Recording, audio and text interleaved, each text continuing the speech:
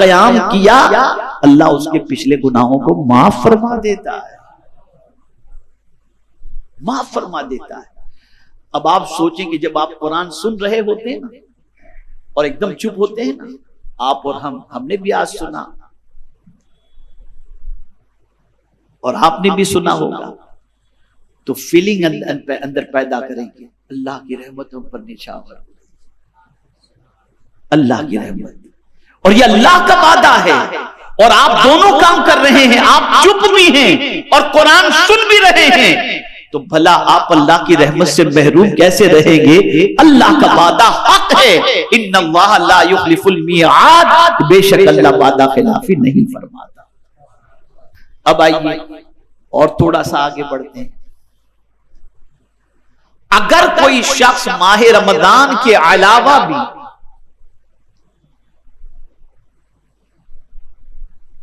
اور خاص طور پر ماہ رمضان میں اگر اللہ کی رحمت سے مالا مال ہونا چاہتا ہے تو اسے ایک اور کام کرنا ہوگا، جس کے بارے میں اللہ نے واضح لفظوں میں فرمایا ہے،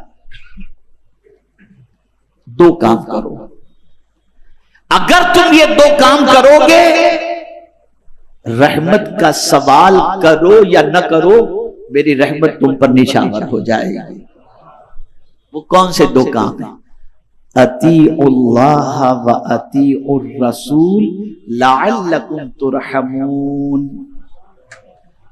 اللہ کی اطاعت کرو اور اس کے رسول صلی اللہ علیہ وسلم کی اطاعت کرو تاکہ رحم کیے جاؤ، تم پر رحم و کرم کی بارشیں نازل ہوں۔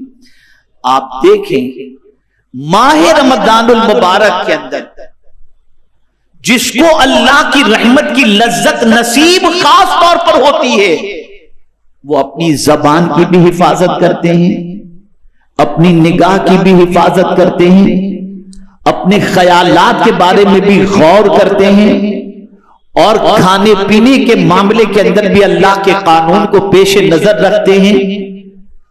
ہر اعتبار سے اللہ عز و جل اور اس کے رسول صلی اللہ علیہ وسلم کی اطاعت کو پیش نظر رکھتے ہیں، اور جب ان ساری چیزوں کو پیش نظر رکھتے ہیں تو اللہ تعالیٰ اس اطاعت کی بنیاد پر ان پر رحم و کرم کی بارشیں نازل فرماتا ہے۔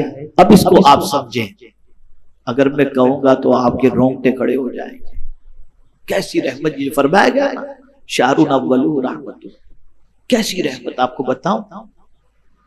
کوئی عبادت ایسی نہیں جو سوتے میں ہوتی ہو۔ یار کبھی سیزن کاروبار کا ہوتا ہے نا، اور بہت بھرپور سیزن ہوتا ہے جس میں انسان کو کھانے کا ٹائم نہیں ملتا، اور کسٹمر کی بھیڑ بھاڑ ہوتی ہے، کام کا لوڈ بہت زیادہ ہوتا ہے، تو آدمی اگر بھوکا رہے نا تو اس کے منہ سے بو آنے لگتی ہے، تو پھر وہ چنگم نکالتا ہے، کھاتا ہے، لونگ لیتا ہے منہ میں ڈالتا ہے، الائچی لیتا ہے منہ میں ڈالتا ہے کہ میری بدبو سے سامنے والے کو پریشانی نہ ہو، اور منہ کی بو کسی کو اچھی نہیں لگتی۔ لیکن اللہ اکبر، میرے کریم کی رحمت دیکھو، روزے دار کا بھی معاملہ یہ ہے کہ صبح صادق سے لے کر غروب آفتاب تک وہ بھوکا اور پیاسا ہے، اس کے بھی منہ سے بو آتی ہے، لیکن یہ بو انسان پسند کرے یا نہ کرے، لیکن اللہ کے نزدیک اس بو کی کیا اہمیت ہے؟ تو حضور صلی اللہ علیہ وسلم فرماتے ہیں روزے دار کے منہ کی بو اللہ کو مشک سے زیادہ پسند، اور اسی کے ساتھ ساتھ روزے دار سویا بھی رہتا ہے۔ اللہ کی رحمت دیکھیے، روزے دار سویا بھی رہتا ہے، تب بھی اس کے نام اعمال میں نیکیاں لکھی جاتی ہیں۔ اور ایک بڑی پتے کی بات بتاؤں گا، آپ کا ایمان تازہ ہوگا، روز آپ صبح کرتے ہیں، میں بھی صبح کرتا ہوں، پتہ نہیں ہم سب کی صبح کس طریقے کی ہوتی ہے، لیکن اے ماہ رمضان تیری عظمتوں پر قربان کہ ہم سب کی صبح ماہ رمضان کی اللہ کی بندگی کے ساتھ ہوتی ہے۔ ہم اٹھتے ہی سحری کی فکر، فجر کی فکر، تہجد کی فکر، استغفار کی فکر، درود شریف کی فکر، توبہ کی فکر، دعا کی فکر، اس فکر کے ساتھ صبح کرتے ہیں۔ کسی اور مہینے میں یہ فکر ہماری نہیں ہوتی اور نہ اس طریقے سے ہماری صبح ہوتی ہے۔ یہ ماہ رمضان ہے کہ جس میں یہ فکر کے ساتھ اور اس طریقے سے ہم اپنی صبح کا آغاز کرتے ہوئے نظر آتے ہیں۔ اب آئیے اور سمجھیں،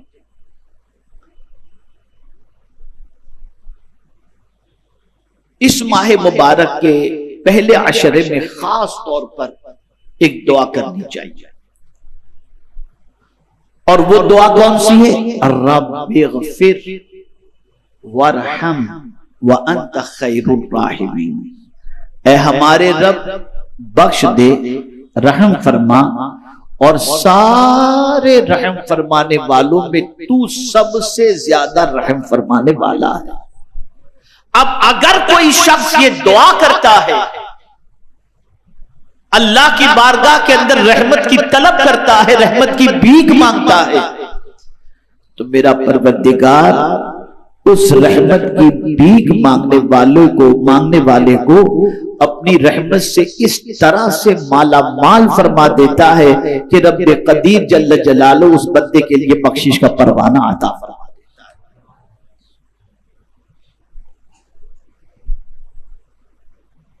تو یہ دعا اسے خاص طور پر ذہن میں رکھیں۔ اب جو بات عرض کرنے جا رہا ہوں یہ ہمارے نوجوان ساتھیوں کے لیے بہت ضروری ہے۔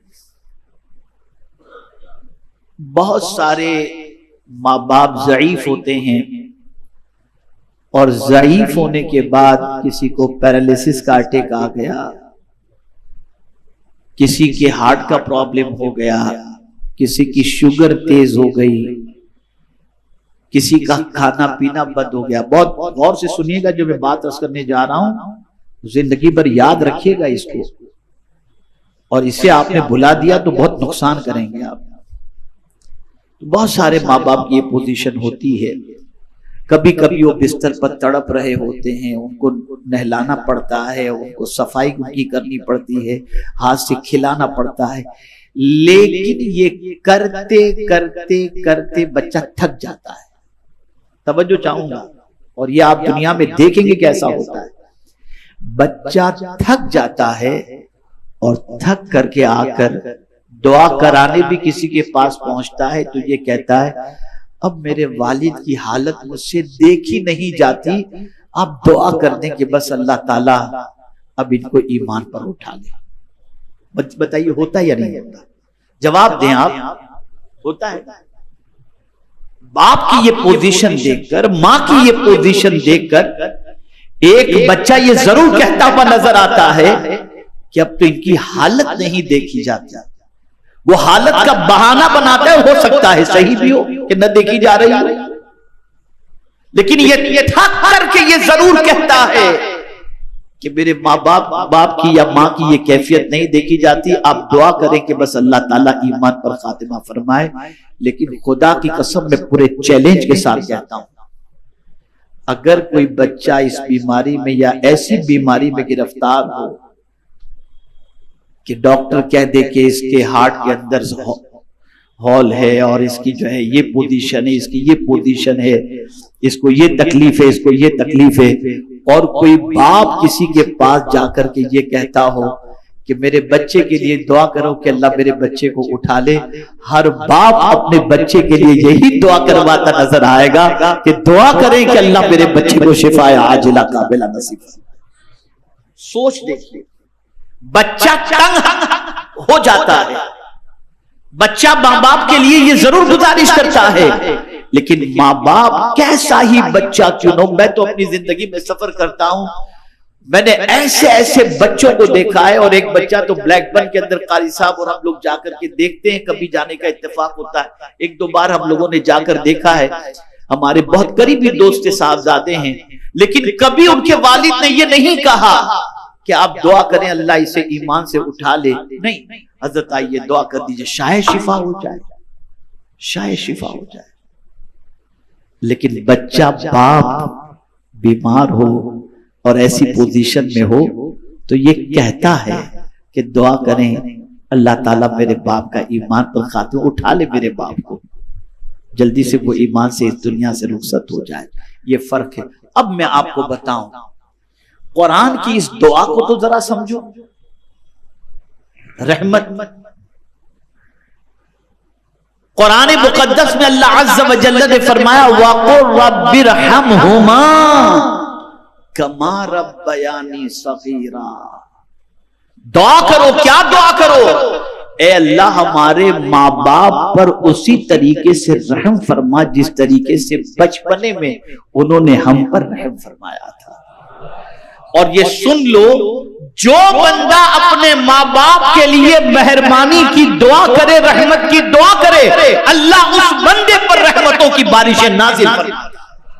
تو اگر کوئی یہ چاہتا ہو کہ اللہ اس پر رحمت نازل فرمائے تو اس کا ایک طریقہ یہ بھی ہے کہ وہ اپنے ماں باپ کے لیے دعا کرے کہ اللہ تعالیٰ ان پر رحم و کرم کی بارشیں نازل فرمائے. پتہ چلا یہ رحمت والے عاشرے کے اندر ہمیں اللہ سے رحمت کی بھیک اپنے لیے بھی مانگنی ہے اور اپنے ماں باپ کے لیے بھی رحمت کی بھیک اللہ کی بارگاہ میں مانگنی ہے.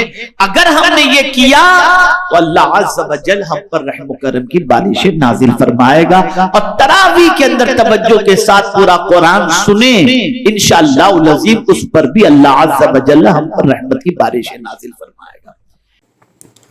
میرے پیارے آقا صلی اللہ تعالیٰ علیہ وسلم کے پیارے دیوانوں، امید ہے آپ کو بیان پسند آیا ہوگا. تو ویڈیو کو لائک کریں اور اپنے دوستوں میں، رشتہ داروں میں شیئر ضرور کریں تاکہ ان کے عمل میں اضافہ ہو سکے اور ثواب دار حاصل کر سکے. اور اگر آپ نے ابھی تک ہمارے چینل کو سبسکرائب نہیں کیا تو چینل کو سبسکرائب کر لیں اور آل کے بٹن پر کلک کر دیں اور ہمیں کمنٹ کر کے ضرور بتائیں آپ کی ویڈیو کیسا لگا. تو ملتے ہیں اگلی ویڈیو میں. السلام علیکم ورحمۃ اللہ وبرکاتہ.